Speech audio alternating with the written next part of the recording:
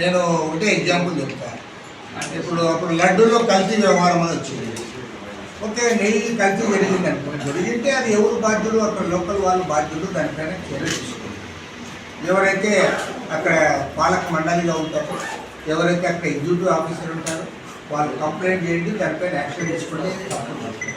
అసలు దాన్ని మీరు రాజకీయం చేసి తెలుగుదేశం జనసేన పార్టీలు రెండు కూడా దాన్ని పక్కా రాజకీయం కల్తీ వ్యవహారం తీసుకొని పోయి మీరు మాజీ ముఖ్యమంత్రి జగన్మోహన్ రెడ్డికి ముడిపెడుతుంది. జగన్మోహన్ రెడ్డి వచ్చి నీకు కొట్టాడా? అక్కడ ఉన్నారు కదా వాళ్ళు కదా చేసేది. కానీ జగన్మోహన్ రెడ్డి బదనాం చేయాలని చెప్పి జగన్మోహన్ రెడ్డి చుట్టూ దాని చివరికి ఉప ముఖ్యమంత్రిగా ఉన్న పవన్ కళ్యాణ్ అయితే ఒకేసారి వేషం మార్చి దీక్ష చేపట్టి పెద్ద బొట్టు పెట్టుకొని ఆయన పాదయాత్ర కొండెచ్చేది చేసి అంత రాజకీయం అదంతా. నేను అడుగుతా ఉన్నా, మరి అంత పెద్ద రాజకీయం చేసిన వాళ్ళు కనీసం ఒక 10 మందిని తీసుకుంటే జైల్లో పెట్టగలిగారా మీరు? ఎవరు కల్తీ చేశారో దాన్ని చేయలేకపోయారు. సేమ్ ఇప్పుడు మళ్ళీ అదే రిపీట్ అవుతూ ఉంది. ఇప్పుడు ఆవులు చనిపోతే దానికి సంబంధించి వాళ్ళు ఖచ్చితంగా యాక్షన్ తీసుకోవాలి. ఎవరు కారణము, ఎక్కడ ల్యాప్స్ ఉంది, భవిష్యత్తులో అలాంటి పునరావృతం కాకుండా చర్యలు చేపడితే బాగుంటుంది. దానిపైన మాజీ చైర్మన్ ఆయన కరుణాకర్ రెడ్డి మాట్లాడిన వెంటనే ఆయన కూడా దారిన పోయే దానయ్య కాదు కదా, ఆ టీటీడీ మాజీ చైర్మన్ మాట్లాడాడు.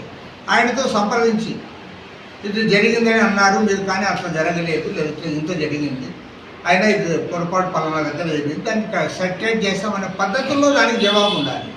ఇప్పుడు చివరికి యాడ్కి వచ్చిందంటే అది దానిపైన ముఖ్యమంత్రి చంద్రబాబు నాయుడు స్పందిస్తాడు, గోవులు చనిపోయలేదని. అదేవిధంగా ఒక ఛాలెంజ్లు విసురుకుంటా ఉన్నారు, రాజీనామాలే చేస్తామంటున్నారు. అసలు ఆ గోవులు చనిపోయేదానికి మీ రాజీనామాలకు ఏం సంబంధం? ఆ గోవులు చనిపోయేదానికి మీ ఛాలెంజ్లకి ఏం సంబంధం? మీరు భక్తుల మనోభావాలతో చెలగాటం ఆడొద్దండి. అక్కడ ఏదైనా ఘటన జరిగినప్పుడు ఆటోమేటిక్గా అక్కడ ఉన్న వాళ్ళు స్పందించారు. వాళ్ళు స్పందించలేదంటే ఖచ్చితంగా అందరూ కలిసి మాట్లాడదాం, తప్పేం లేదు. అంతేగాని దీన్ని ప్రతిదాన్ని రోడ్డు ఎక్కించడం కరెక్ట్ కాదని నేను భావిస్తాను. చంద్రబాబు నాయుడు గారు మళ్ళీ దారి తప్పుతూ ఉన్నారు, పక్కాగా దారి తప్పుతూ ఉన్నారు. ఇవాళ మేమందరం కూడా అమరావతి రాజధాని ఉండాలని కోరాము. అమరావతి రాజధాని ఉండాలన్నారు. రాజధాని కోసం సమీకరించిన భూములన్నీ కూడా ఇవాళ మీరు చేయాలని కోరుతా ఉన్నారు. అది పూర్తి కూడా కాకముందు కానీ ఇంకా పనులు కూడా మీరు ప్రారంభించాలి. ఇప్పుడు మళ్ళీ 2వ దశ పనులు అన్నారు. అది ప్రైమ్ మినిస్టర్ వస్తున్నాడు అన్నారు. అది మే 2వ తేదీకి వాయిదా పడింది. అసలు 62,000 కోట్ల రూపాయల పనులు చేపట్టి అమరావతి రాజధానిని అభివృద్ధి చేస్తామన్నారు. సంతోషము, మేము దానికి కూడా చెప్పాము. కానీ దాంట్లో కూడా ఏమంటే మీరు పదే మాట మారుస్తున్నారు. ముందేమన్నారు, కేంద్ర ప్రభుత్వం గ్రాంట్ ఇస్తుంది అన్నారు.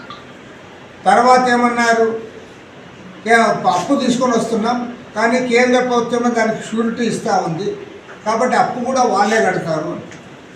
ఇప్పుడే మీరు వరల్డ్ బ్యాంక్ నుంచి అప్పు తెస్తూ ఉన్నారు, ఏషియన్ డెవలప్మెంట్ బ్యాంక్ నుంచి అప్పు తెస్తూ ఉన్నారు. అదేవిధంగా హడ్కో నుంచి 11,000 కోట్ల రూపాయలు అప్పు తెచ్చారు. అంతేకాకుండా KfW జర్మనీ సంస్థ నుండి కూడా మరో 5,000 కోట్ల రూపాయలు అప్పులు తెస్తూ ఉన్నారు. టోటల్గా 31,000 కోట్ల రూపాయలు అప్పులు తెచ్చామన్నారు. అంతేకాకుండా మరో 31,000 కోట్ల రూపాయలు కూడా అప్పులు తెస్తామంటున్నారు. మరి మీరు గతంలో ఏం చెప్పారు, మీకు ఇది సెల్ఫ్ సస్టైన్ ప్రాజెక్టు, ₹1 కూడా ప్రజలపైన భారం పడదు, రాష్ట్ర ప్రభుత్వం దీనికోసం అప్పులు చేయాల్సిన పని లేదు, రాష్ట్ర ప్రభుత్వం బడ్జెట్ నుంచి ₹1 కూడా ఖర్చు పెట్టకూడదని ఇటీవల కాలంలో కూడా మంత్రి గారు నారాయణ గారు స్పష్టంగా ప్రకటన చేశారు. మరి నేను ఇవాళ సూటిగా అడుగుతా ఉన్నా, మీరు 62,000 కోట్ల రూపాయలు అప్పు చేసినప్పుడు ఈ 62,000 కోట్ల రూపాయల రుణాన్ని ఎవరు భరించాల్సి ఉంటుంది, ఎవరు రీపే చేస్తారు? రాష్ట్రానికి స్పష్టత ఇవ్వమని కోరుతాం.